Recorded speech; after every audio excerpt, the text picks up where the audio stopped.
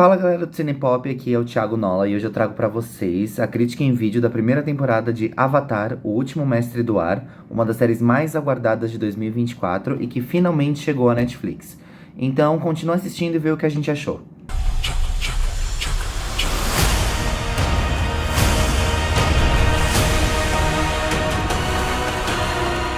Avatar, a Lenda de Aang, se tornou uma das animações mais aclamadas do século. Ela foi exibida pela Nickelodeon entre os anos de 2005 e 2008.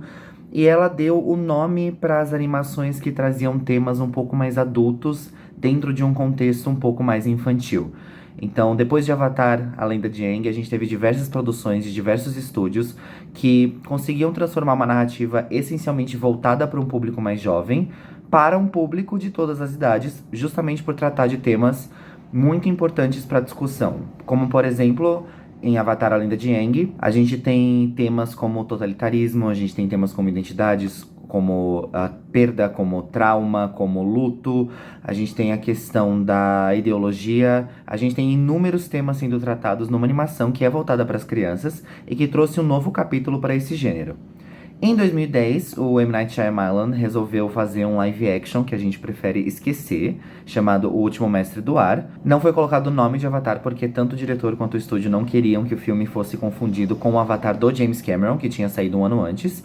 Mas a gente prefere esquecer essa adaptação porque realmente se tornou um dos piores filmes da história do cinema. Isso sem falar do embranquecimento de todos os personagens, porque Avatar, a Lenda de Aang tem bastante dessa cultura indígena e asiática e até mesmo ártica, e ele embranqueceu praticamente todos os atores que fizeram parte do filme. A condução diretorial foi péssima, a condução narrativa foi péssima, e a gente prefere esquecer esse live action. Mas quando a Netflix resolveu anunciar que produziria um live action seriado baseado em Avatar, a Lenda de Aang, e que recebeu o nome de Avatar, o Último Mestre do Ar, a gente ficou com um pouquinho de receio do que poderia vir, mas ao mesmo tempo a gente deu um voto de confiança porque recentemente a Netflix entregou uma das melhores produções de seu catálogo com a adaptação de One Piece, que ninguém imaginou que seria um grande sucesso crítico e de público. E eu posso dizer que a primeira temporada é simplesmente fabulosa. Tem os seus erros, tem alguns erros bem pontuais na questão do roteiro, na questão do ritmo e em algumas atuações sobre as quais eu já vou falar. Mas no geral, a série é simplesmente fantástica e simplesmente incrível do começo ao fim. Para aqueles que não conhecem, a história se passa em um mundo onde existem dobradores que conseguem controlar os elementos, os 4 elementos naturais: terra, fogo, água e ar. E nesse contexto, a gente tem o Aang, que é interpretado pelo Gordon Cormier, aqui no live action, que ele é a reencarnação, a nova reencarnação do Avatar, que é uma entidade mística que consegue controlar todos os elementos. Porque os dobradores, normalmente, eles têm a habilidade de controlar apenas um elemento. O Avatar não, ele tem a habilidade de todos. E o Aang ficou 100 anos congelado até ele ser trazido de volta à vida para descobrir que a Nação do Fogo expandiu um império completamente totalitarista e autoritário ao redor do mundo. E ele se une a um casal de irmãos, a Katara, que é interpretada pela Kya Win-Chiu, e ao Sokka, que é interpretado pelo Ian Ousley. Que eles são irmãos e pertencem à tribo da água. E eles partem numa missão para que o Aang consiga dominar todos esses elementos naturais e para que ele consiga restaurar a ordem e a paz no mundo e impedir que a Nação do Fogo destrua todo mundo, porque eles estão simplesmente causando um genocídio em massa de todos os dobradores, porque eles não querem perder o poder que eles usurparam. Como se não bastasse, o Aang também é um dobrador de ar, o último dobrador do ar, porque quando ele ficou congelado numa bola gigantesca de gelo, a Nação do Fogo atacou os nômades do ar e matou. Eles mataram praticamente todo mundo, só que eles não sabiam que havia sobrado um que tinha sido congelado, que era o Aang. E ele é o último dobrador de ar e ele parte nessa missão para poder se especializar na dobradura de todos os elementos para finalmente ascender ao status de Avatar. E ao mesmo tempo ele é caçado por um dos principais antagonistas, para quem não assistiu a animação original, que se chama Zuko. Ele é o príncipe herdeiro da Nação do Fogo e é interpretado pelo Dallas Liu. A interpretação dele tá simplesmente fabulosa. E o príncipe herdeiro ele foi exilado pelo próprio pai.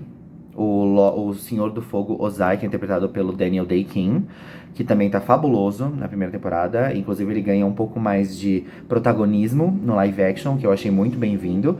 E ele quer encontrar o Avatar justamente para poder retornar para casa e restaurar a glória que ele perdeu e poder ter a aprovação do pai.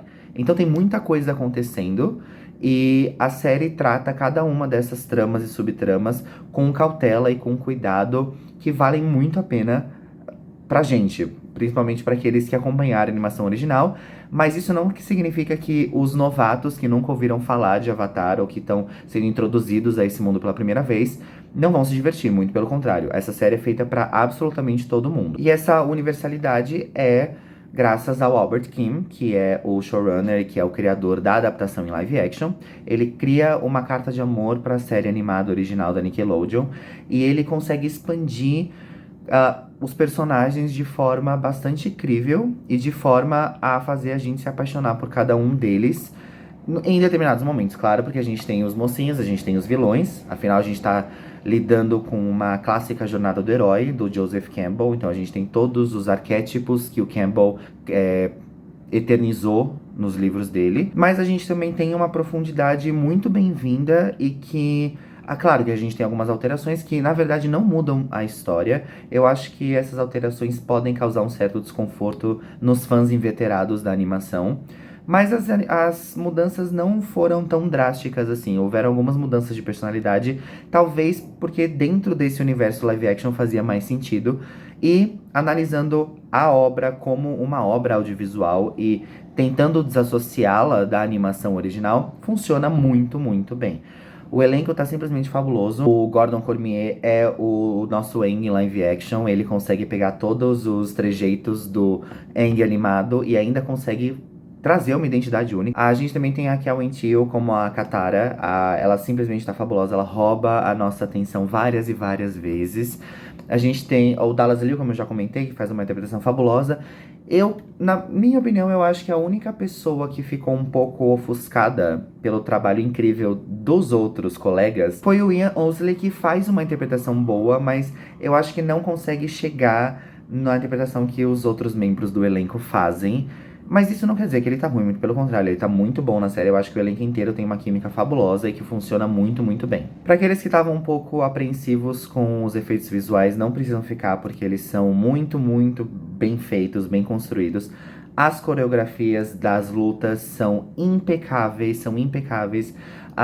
E se afastando completamente do que o Shyamalan fez com o filme de 2010, faz sentido todos os movimentos, tem bastante da cultura asiática, bastante da cultura indígena que é trazido para essas coreografias, então tudo funciona muito bem. A trilha sonora também, ela é composta pelo Takeshi Furukawa, é uma trilha sonora épica, lembra a gente de várias outras trilhas sonoras, e é claro que a trilha sonora é baseada na trilha sonora da animação, então tem aquele sentimento de nostalgia e saudosismo, que é sempre bem-vindo, quando feito do jeito certo, como foi feito aqui. E um dos probleminhas talvez seja o roteiro, mas em determinadas ocasiões, quando a gente precisa de uma explicação maior para entender o que tá acontecendo, para entender, por exemplo, a história dos outros avatares, para poder entender o que aconteceu com o Zuko, o que aconteceu com o pai do Zuko, o Ozai, para entender a história da irmã do Zuko, por exemplo, a Azula, que é simplesmente psicótica e é uma ótima adição à história, porque ela também apareceu na animação original, é claro. Mas alguns diálogos são muito redundantes e repetitivos e eles se auto-explicam de uma forma que não precisava existir.